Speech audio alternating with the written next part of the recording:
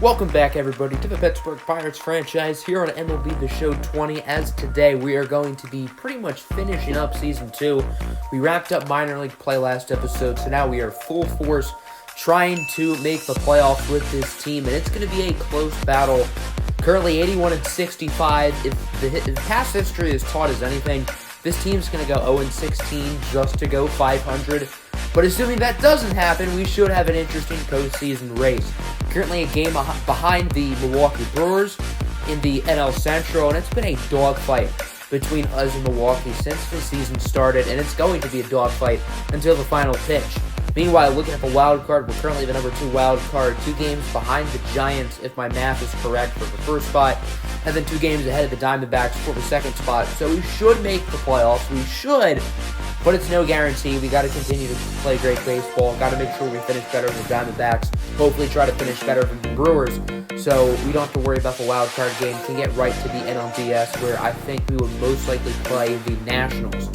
Looking at the numbers currently at this point in the season, Kevin Newman, not great for what his expectations were, but he has played a lot better the past couple months. Brian Reynolds having a nice year. Josh Bell, don't need any introduction for his numbers. That's our MVP right there. That's our potential Triple Crown winner if he can keep at it. Dylan Carlson still having a great rookie year. Bo Bichette has gotten that average up to 290. He's been sneaky good recently. When we got him back at the end of April, his average was at like 210. So that's actually quite impressive. Obviously, Mark Canha has been very good. And luckily, Josh Bell has passed him in batting average. So that's how Bell currently has the Triple Crown right now. The only one stopping him from getting that Triple Crown really looks like it's going to be Mark Canha. Francisco Mejia obviously having a great year. Same with O'Neal Cruz as a rookie. And then the bench bats doing well too. Mitch Haniger playing well. Isaiah Kiner-Falefa not so much. Tim Beckham doing his thing. Will Craig recently called up, has a dinger. Duffy playing well. And then Tim Tebow currently has every 1/4 of his at-bats in his major league career. He's hit a home run and currently has a career OPS of 1750. So, props to Timmy. And then the pitching, Jameson Taillon, still the favorite for Cy Young. He's still been awesome. Musgrove doing well. Mike Minor, he's been disappointing, I'm not going to lie. Obviously, he was a pretty big pickup at the trade deadline. Has not played all that well. Jordan Yamamoto has obviously been very good these past couple months. And then Mitch Keller. If his ERA is less than 5, I'll be content. Then the bullpen, same old, same old. Trevor Williams, Brandon Waddle, they're doing solid. Michael Feliz has fallen off a cliff. He was an all-star. His ERA was in the 2s for most of the season. I don't know what on earth has happened. His ERA has skyrocketed. Yuck. Yaxel Rios having a nice year. Jace Fry, he was recently recalled back up. Hopefully he can do better here in this second stint. Emmanuel Clase still doing his thing. Richard Rodriguez recently called back up from AAA as well. Doing solid. Aroydis Vizcaino doing great. And Ken Giles obviously doing great too. So the team is playing good baseball right now. Currently going to be opening up a 4-game series against the St. Louis Cardinals. And we would simulate that one. We go 2-2. Which is fine, but now we are 3 games behind the Milwaukee Brewers. They, I guess, swept their series. Now 3 games ahead of us. This is probably the farthest back we've been in the division all year. But on the bright side, Josh Bell is still running away even more with the Triple Crown. So now the next series, a 2-game set at home against the Major League worst 44-105 Detroit Tigers. Yuck. They got 1 player in their starting lineup hitting above 250. That's C.J. Chatham at 264. For us, we only got 1 player under 250, and Dylan Carlson, who's hitting 249. Yeah, it's been a rough year, as you can tell, for the Detroit Tigers. Jameson Taillon on the hill for Pittsburgh, 16-6, 2.85 ERA for him. Obviously continuing his great year after sitting out all of last season with Tommy John. Raul Mata going to open up the game off with a strikeout as it's Michael Fulmer on the hill for the Tigers. Just his 6th start of the year. If you've been with the channel for a while, you know Michael Fulmer is a channel legend. So here's Josh Bell up with a runner on in the first. He's going to draw a walk. So that'll put 2 runners on, 1 out for the rookie, Dylan Carlson. And that one will be lined into center for a base hit. Center fielder makes a bad play on it. Brian Reynolds will come home to score. And the Detroit Tigers are on the board. Here's Bo Bichette now. Gets that one past the glove of Fulmer for a base hit. Josh Bell rounding third, and he would be gunned down at the plate. That's center fielder Victor Reyes, part-time ball player, full-time sniper. So now runners on the corners, 2 outs for O'Neal Cruz, and that one will go over the right fielder's head for extra bases.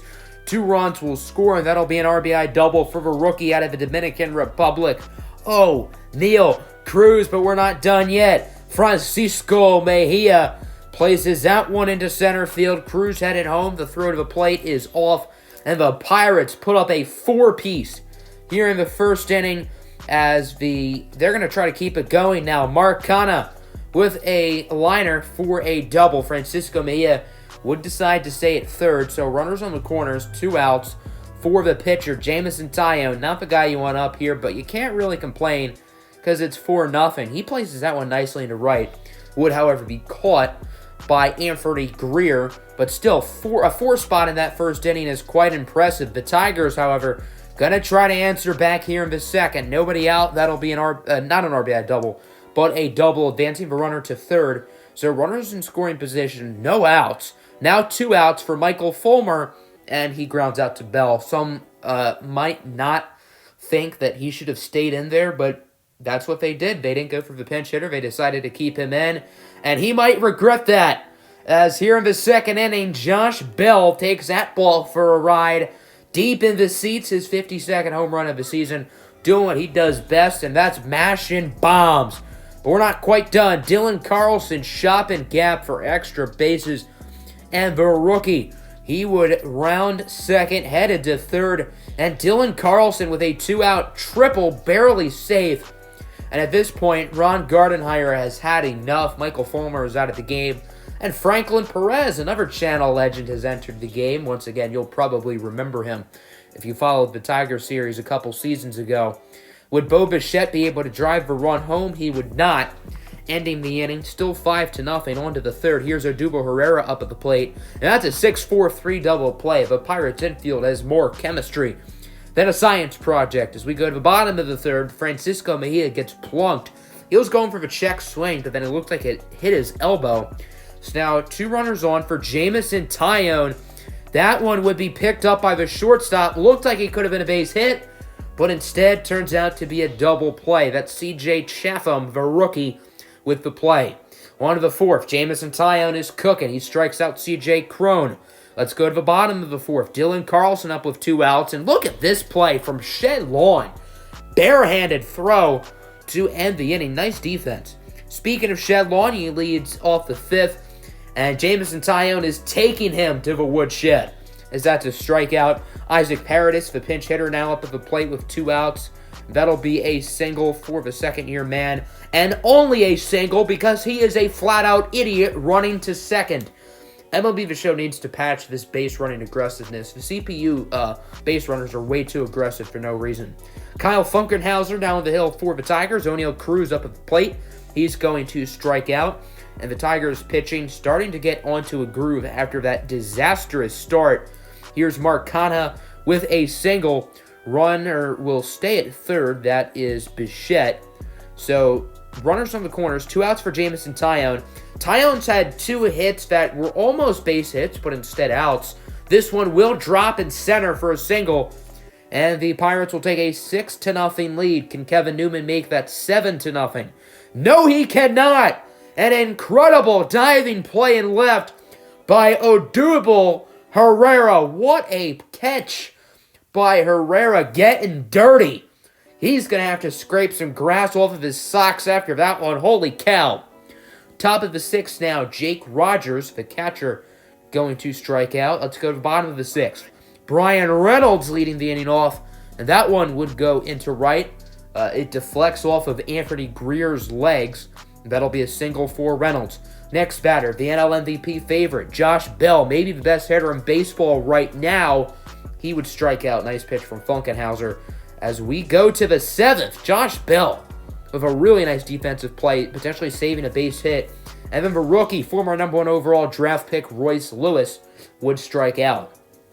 Going to the bottom of the frame, Bo Burrows now in for the Tigers. Jameson Taillon up with 2 outs. He already has 1 base hit today. Going to try to get a second, and it would be caught. Victor Reyes with some extracurricular activity after the catch as we go to the 8th. 6-0 still your score. Josh Bell up with 2 outs. Bell's already gone yard once tonight. That one will go onto the warning track for extra bases as Josh Bell with a double. So that'll bring up Dylan Carlson. Going to try to extend this lead. Gets a hanging pitch he likes, and he capitalizes. Dylan Carlson sending a moonshot up into the right field seats, his 26th home run of the season. And the Pirates will take an 8-0 lead as we now advance to the 9th where things get weird. C.J. Chatham hits a home run.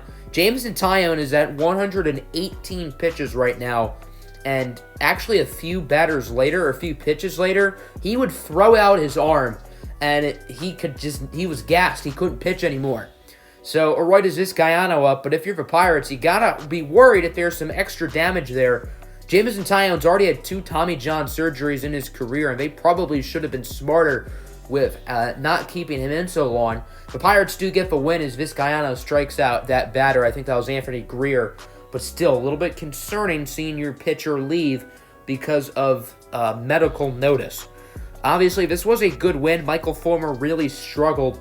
The bats were very good, especially early home runs for Josh Bell and Dylan Carlson. They drove in runs along with Francisco Mejia, O'Neal Cruz, and Jameson Taillon.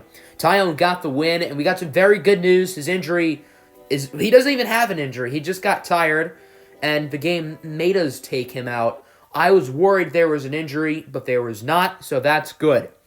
So we will do a little bit more simulating. Now only 2 games bet behind the Brewers, and I want to show you the NL wildcard race because it's really interesting. Currently, we are now a little bit ahead of the Giants. We're about half a game ahead of them, and the Diamondbacks are now half a game behind San Francisco. So we're the number 1 wild card, but the D-backs are only 1 game behind us. So it's no guarantee that we make it. Team just has to keep playing well, has to keep fighting, and play good baseball these last 2.5 weeks. As now the Pirates heading out to the Windy City, or I guess today the Rainy City, as it is raining here in Wrigley Field. The 75 and 78 Cubs taking on the 85 and 69 nice Pittsburgh Pirates, as on the mound for the Cubs would be Deivi Garcia, 8.9, 4.93 ERA in 30 starts. Not great. I suppose it could be worse, though, as Garcia has to take on Josh Bell here. And when you're facing Josh Bell, it usually ends up ugly for the pitcher. And that does not change here as Bell goes deep into right center field. Home run number 53. He continues to put up historic numbers, and the Pittsburgh Pirates are quickly on the board as it's 1-0. Can Dylan Carlson make it 2-0? Not quite. He fouls it off there. I don't know why that was in the video, but you're just going to have to go with it. Mitch Keller on the hill for the Pirates. Not a great season from him, but I suppose he has been playing better than last year as he strikes out Starling Marte. There's Javier Baez, the MLB The Show 20 cover athlete, going down, swinging. Let's go to the 3rd, 1-0. There's Brian Reynolds with a single. Runner thought about going 3, but he's going to retreat back to 2nd. So 2 on, 1 out for Josh Bell, and that'll be a double play. Nice move from the shortstop to tag the base and throw him out. As we go to the bottom of the 3rd, perfect game for Mitch Keller, but that'll change as the pitcher, Deivi Garcia, gets a single.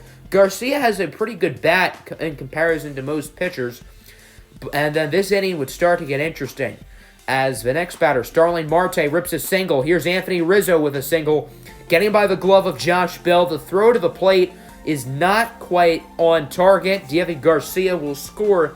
Pirates will take the Cubs will tie this game up at 1 apiece. As we go to the 4th, Ian Happ up. He gets a single, so 2 on, 1 out. Deja vu here, essentially, for the Pirates, but they do get out of it this time as Hernan Perez will strike out. Let's go to the 5th. 1 on, 2 out for Kevin Newman, the second baseman. And he is going upstairs where Grandma hides the cookies. Pirates now up 3-1. Let's hope they don't blow this lead. The Chicago Cubs know a thing or two about 3-1 leads. As here's Wilson Contreras, and as a pinch hitter, not getting the start today.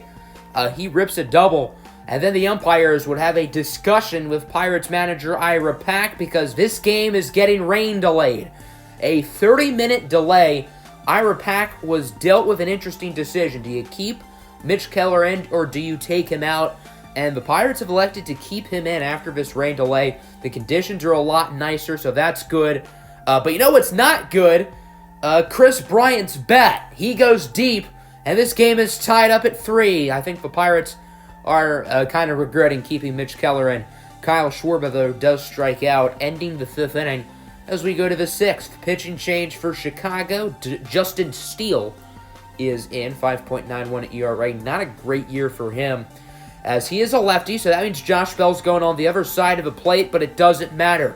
Josh Bell, not quite as good of a contact hitter against lefties, but rips a single, so maybe he's trying to show that he can hit for contact against this side of the plate, as Dylan Carlson, however, would strike out. And then O'Neal Cruz, lefty-on-lefty crime, and he capitalizes. Cruz with a double. Josh Bell would stay at 3rd, and believe it or not, O'Neal Cruz's hitting numbers are actually a tiny bit better than versus lefties than righties. It's not a drastic difference, but it is interesting, as Francisco Mejia does strike out. Better double-check that one. Let's go to the bottom of the 6th now. Here is Javier Baez leading off the inning. Shop and gap for a double, and at this point, Mitch Keller clearly is not loose, and it's probably best to remove him from the baseball game. So the lefty, Jace Fry, would enter, as of course he used to play in Chicago for the White Sox, so getting some good, bad memories, I don't know. As Ian Happ, he's just a window shopper because he's just looking. And then look at this, O'Neal Cruz showing off his inner Manny Machado. O'Neal Cruz is not known for having a stellar glove, but holy cow. Excellent defense, and then Hernan Perez goes down looking, ending the bottom of the 6th. Let's go to the bottom of the 7th now. Richard Rodriguez in for the Pirates. His first batter would be pinch hitter Victor Caratini, and that one would be a single into center field. Caratini is quite slow, so Dylan Carlson decided to throw it to first. Bad throw. Pirates are lucky that Caratini doesn't go 2, and it doesn't really matter in the grand scheme of things, as the Pirates turn to double play off of the bat of Anthony Rizzo. Nice play from Bo Bichette, who has not committed an error all season. He has a perfect fielding percentage, which is quite impressive. Tyson Miller now in to lead off the 8th inning, as here's Josh Bell going to rip a single, his 3rd base hit of the day. Josh Bell, once again, proving to everybody that he's not just a power hitter. He's a contact guy, too, leading the National League in batting average. Inning does come to a close as Bo Bichette swinging at the high heat. Let's go bottom 8. Chris Bryant strikes out. Nice pitch from Rodriguez. Bryant, an impending free agent this offseason. Does he want to re-sign with the Cubs, or will he go elsewhere? Next batter, Kyle Schwarber, gets a little bloop single, a little miscommunication between Mark Canha and Bo Bichette, but it doesn't really matter as Ian Happ does strike out. And we go to the 9th. Kyle Ryan in here for the Cubbies. Let's see if he can close the inning out. Yes, he does, as Francisco Mejia going down on the low curveball, and we go to the bottom of the 9th. Yaxel Rios into the game for the Pirates. His first batter would be Miguel Amaya, and he would also be his last batter.